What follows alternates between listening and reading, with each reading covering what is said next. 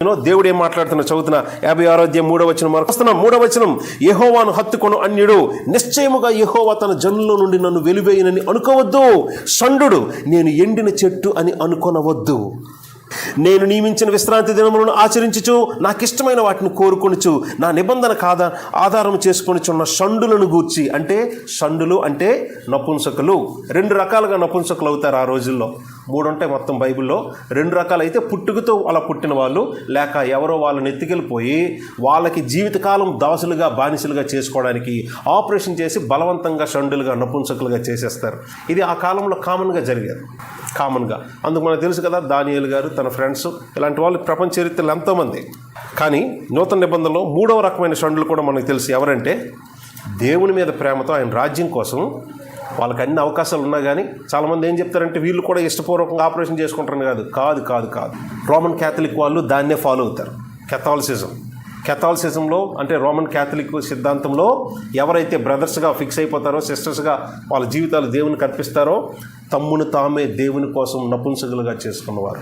అంటే వాళ్ళ శరీరంలో మిగతా వాళ్ళలాగే వాళ్ళు పెళ్ళిళ్ళు చేసుకుని పిల్లలు కనొచ్చు, ఇంకా వాటి కోసం కాదు, కేవలం నిజంగా నన్ను ఇంతగా ప్రేమించిన దేవుని కోసమే నా జీవితం అని అలా వచ్చింది. బట్ అందులో సమస్య ఏంటో తెలుసండి, వారి యొక్క సేవను బట్టి, వాళ్ళు తీసుకున్న నిర్ణయాన్ని బట్టి, వారు దేవుని కోసం చేస్తున్న త్యాగాన్ని బట్టి దేవుడు పరలోకం ఇస్తాడని చెప్పడమే సమస్య. క్యాథలిక్ సిద్ధాంతం నన్స్గా ఉంటే ఉండొచ్చు, పెళ్లి చేసుకోకుండా జీవితకాలం ఇంకా దేవుని సేవకు అర్పించుకోవచ్చు. ఈవెన్ ఇంక్లూడింగ్ మదర్ తెరీసా గారితో సహా ఇదే సమస్య. మదర్ తెరీసా గారి గురించి అనలైజ్ చేయడానికి అంటే విశ్లేషించడానికి ఒక విషయం చెప్పాం అనుకోండి, పాపం మన క్రిస్టియన్స్ పోతే ఫీల్ అయిపోతారు.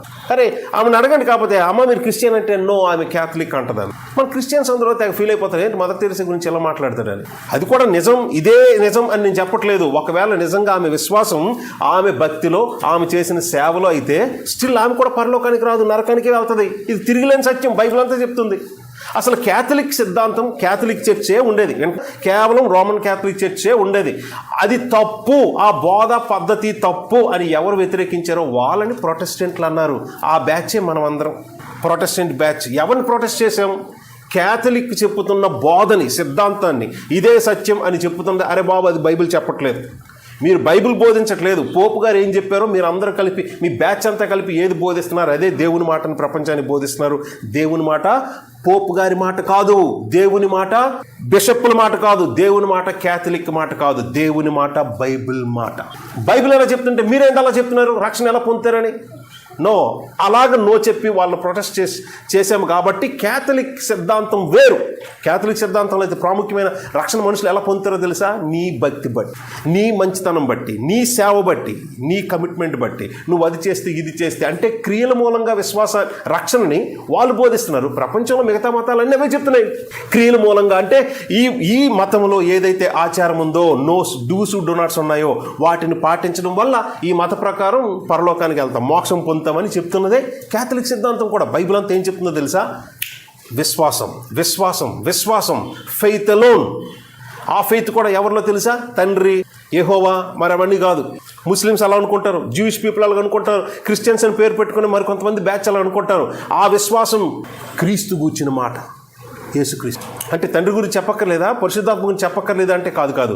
క్రీస్తు ఎవరో చెప్పాలంటే ఖచ్చితంగా ఆయన్ని పంపించినోడి గురించి మాట్లాడాలి. క్రీస్తు ఎవరో అర్థం అవ్వాలంటే ఇదిగో ఈయన 3 ఆయన పైన ఉండాలి. క్రీస్తు మాత్రమే అనే మాటకు అర్థం ఏంటంటే complete trinity, doctrine of trinity, త్రిత్వ సిద్ధాంతం. దేవుడు ఒక్కడే కానీ ముగ్గురు వేరు వేరు వ్యక్తులు విడదీయడానికి అవకాశం లేనట్లుగా వారు అనంతముగా ఒకరిలో ఒకరు మిళితమై డిఫరెంట్ పర్సన్స్, వాళ్ళు వ్యక్తులుగా. సరే, మాట్లాడిన ఈ సందర్భంలో ఎందుకు చెప్తున్నామో తెలుసండి? ఇదిగో మన కోసం దేవుడు చూపించిన ప్రేమ ఏ స్థాయిలో ఉందో చూసి ఆ దేవుని మీద కనీసం కొంతలో కొంతైనా థ్యాంక్స్ చెప్పే హార్ట్ అది మనకు రావాలి. మనకి పాపాన్ని బట్టి దేవునితో పెద్ద శత్రుత్వం ఉంది. మనకి దేవునికి సమాధానపరచడానికి మధ్యలో ఎంత ప్రైస్ పే చేయాలో అది సమాధాన అర్థమైన శిక్ష. సమాధాన అర్థమైన అంటే 2 పార్టీలు పెద్ద శత్రుత్వం ఉంది, ఈ దేవుడి పాపుల్ని చంపి నరకంలో వేయాలి, వాళ్ళిద్దరిని సమాధానపరచడానికి ఎంత ప్రైస్ అయితే పే చేయాలో అది ఆయన ప్రాణం పెట్టాడు. అది ఆ మాట. 11వ వచనం 2వ లైన్, నీతిమంతుడైన నా సేవకుడు జనుల దోషములను భరించి తనకున్న అనుభవ జ్ఞానము చేత అనేకులను నిర్దోషులుగా చేయును. ఇంతకీ మనుషులకు అర్థమవుతుంది ఈ మాట? అనేకులను నిర్దోషులుగా ఎలా చేస్తాడో తెలుసా? తనకున్న అనుభవ జ్ఞానం చేత. ఫుట్ నోట్లో ఏముందో చూసారా? పైన నెంబర్ ఉంది కదా, ఫుట్ నోట్లో ఏముందో చూసారా?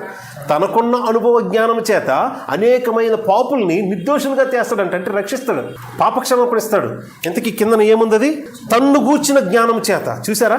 ఇప్పుడు మనుషులు అందరూ దోషులే, నిర్దోషులు ఎలా అవుతారు? అందరూ పాపులే, పరిశుద్ధులు ఎలా అవుతారో తెలుసా?